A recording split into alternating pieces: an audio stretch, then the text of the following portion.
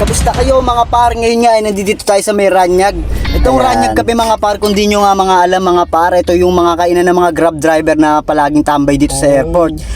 Kasi kung alam nyo lang, mahirap talaga maghanap ng kainan dito sa airport mga par. Kaya ito, saktong-sakto sa inyo mga par. Ayan, budget meal lang to.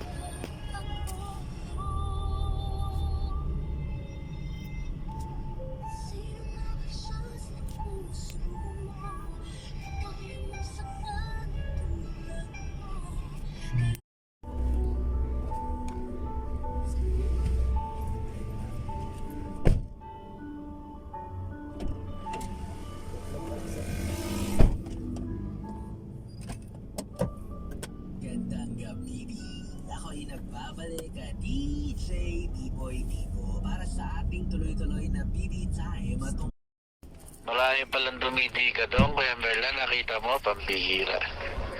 Pero hindi ba sa idol mo din natin yun?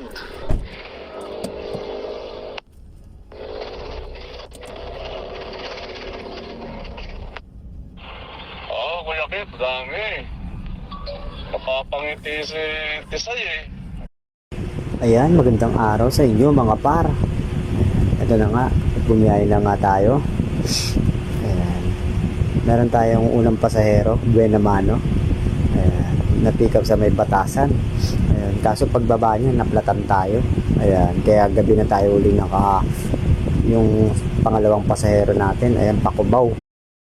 Ayan, magandang araw sa inyo mga par. Ito na nga, bumiyahe na nga tayo. Ayan.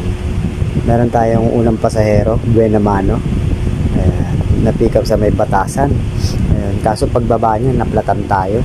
Ayan, kaya gabi na tayo uli yung pangalawang pasahero natin. Ayan, Pakubaw.